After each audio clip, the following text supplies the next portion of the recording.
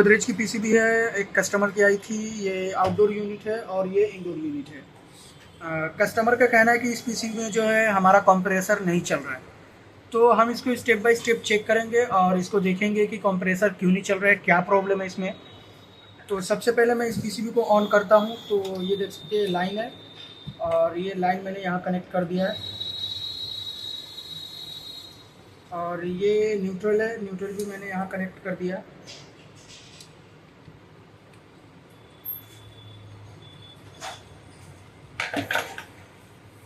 और ये इसका कम्युनिकेशन का वायर है, ठीक। तो इसको हम लोग ऐसे ही कनेक्ट करेंगे इस चिमटी की मदद से। इसको मैंने कनेक्ट कर दिया और इस पीसीबी में कस्टमर का सेंसर नहीं है, तो ये हम अपना सेंसर ही लगा के चेक करेंगे। ये सेंसर मैंने लगा दिया और ये कंप्रेसर का वायर लगा दिया मैंने, ठीक। और अब इस पीसीबी को मैं ऑन करके देखूंगा क्या कंप्रेसर वाकई में ही नहीं चल रहा है या चल रहा है। ये मैंने लाइन दे दी है इस पीसीबी में। ये देख सकते हैं इंडोर यूनिट ऑन हो गई है और आउटडोर भी ऑन हो चुकी है। देख सकते हैं यहाँ एलईडी जल रही है, इसकी फ्लैश एलईडी। और ये आउटडोर भी ऑन हो चुका है। तो देखेंगे हम क्या एरर आता है इस पीसीबी में और सॉल्व करने की कोशिश करेंगे। फ़ैन का रिले ऑन हो गया और ये फ़ैन का रिले ऑन होते ही कंप्रेसर जैसे ही स्टार्ट होने वाला था ये एरर आ चुका है।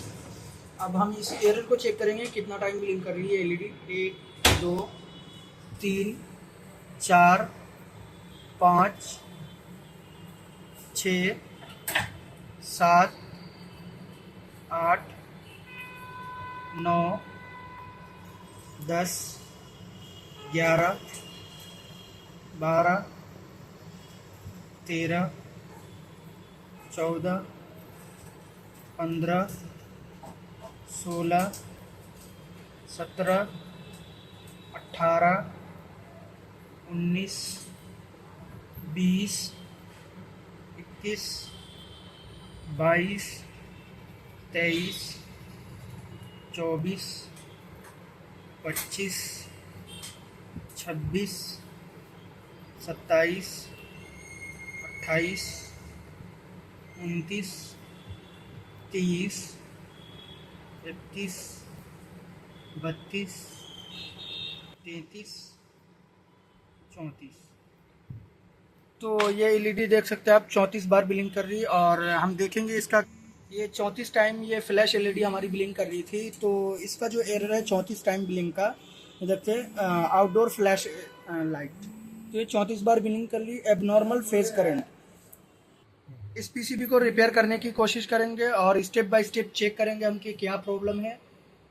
शायद ये पहले से रिपेयर करने की कोशिश की गई है। देख सकते हैं ऑप्टो कूलर भी चेंज है और काफ़ी भयानक तरीके से इसको लगाया गया है और भी बहुत सारा काम हुआ है। इधर देख सकते हैं यहाँ से ये रजिस्टर गायब है और इधर भी काम हुआ है इस पीसीबी में। मतलब रिपेयर करने की कोशिश की गई है लेकिन ये रिपेयर हुआ नहीं है। तो हम इसको स्टेप बाय स्टेप चेक करेंगे और रिपेयर करने की कोशिश करेंगे।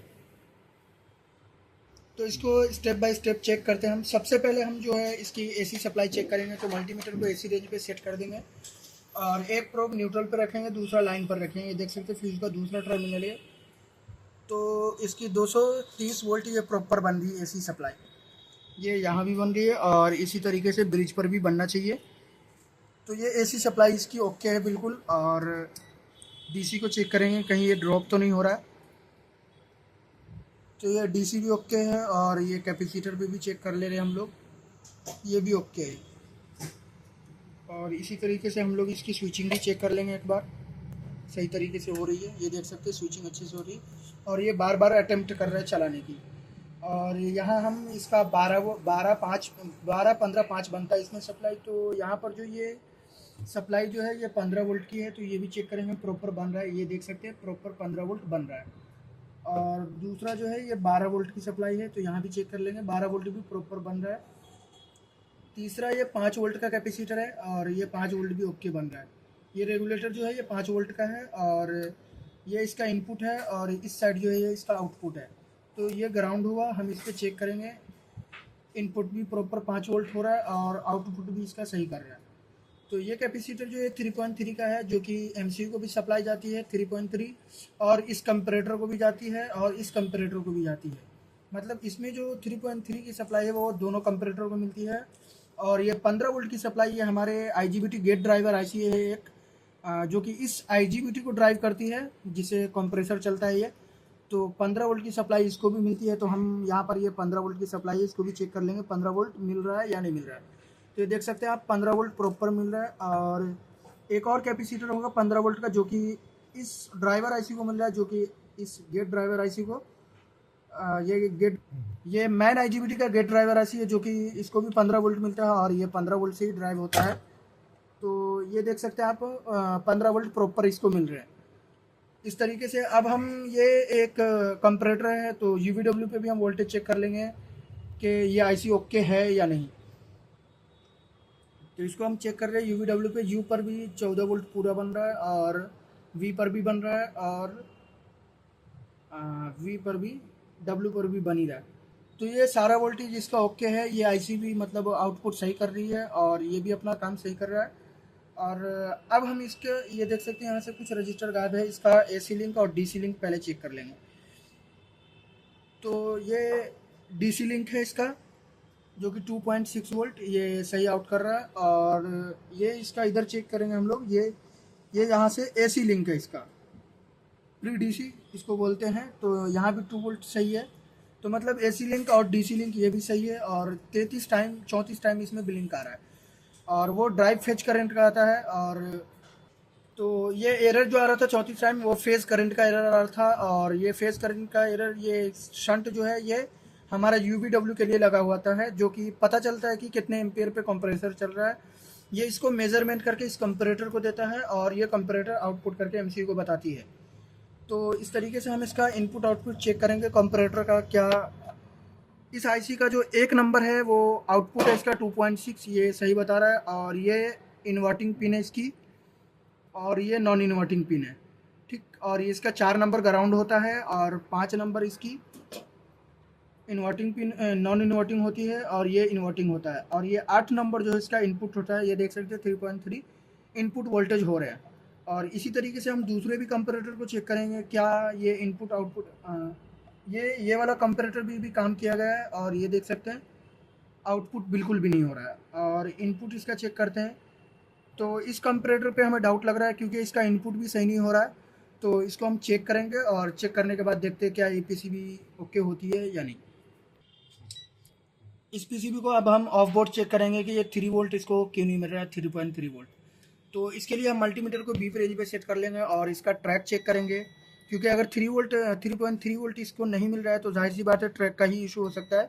तो ये देख सकते हैं 3.3 वोल्ट यहाँ से आउट होता है और ये इस तरीके से ये जंपर है और ये MCU में चला जाता है। ये दूसरा ट्रैक है इसका, ये यहाँ आ जाता है और ये भी इधर चला जाता है। उसके बाद ये तीसरा ट्रैक है हमारा, ये यहाँ आ गया, यहाँ से ये सप्लाई यहाँ आई और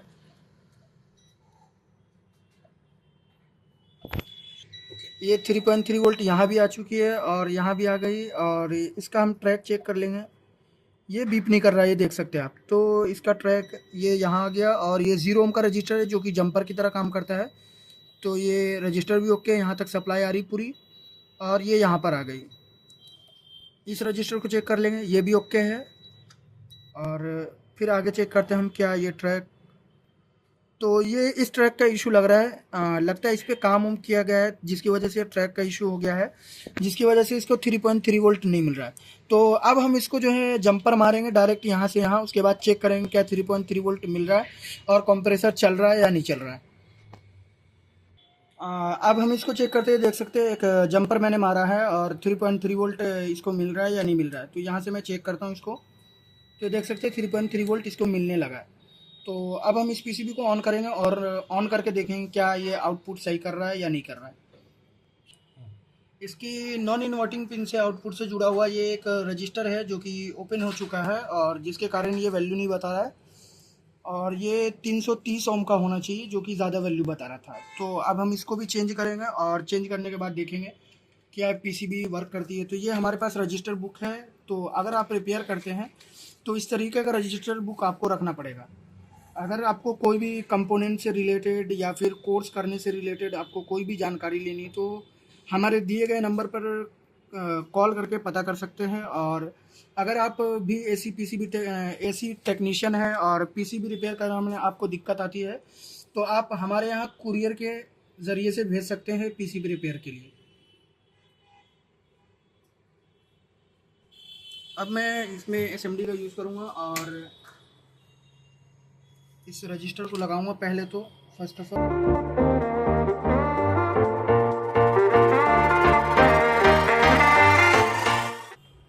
ये देख सकते हैं ये रजिस्टर लग गया है और इसकी वैल्यू भी हम चेक कर लेते हैं कितना है ये। तो अब ये एग्जैक्ट वैल्यू बता रहा है 330 ओम 28 ओम। ओके, तो अब इस पीसीबी को हम ऑन करेंगे और ऑन करके चेक करेंगे क्या ये प्रॉब्लम हमारी सॉल्व हुई है या नहीं। ये पीसीबी को मैंने दोबारा से ऑन कर दिया है, देख सकते हैं डिस्प्ले पर 26 और ये इंडोर की मोटर भी चल चुकी है और ये कोई एरर भी नहीं दे रहा है। तो अब हम इस पीसीबी को चेक करेंगे क्या ये कंपैरेटर का इनपुट आउटपुट हुआ सही या नहीं। तो ये देख सकते हैं इसको मल्टीमीटर को डीसी रेंज पे सेट कर लेंगे और ये 3.3 वोल्ट की सप्लाई है, ये 3.3 वोल्ट इसको मिल चुका है और आउटपुट भी ये 1.6 करने लगा है। तो ये 1.6 आउटपुट कर रहा है और फैन की रिले हमारी ऑन हो गई है। ये देख सकते हैं हमारा कंप्रेसर भी चल चुका है।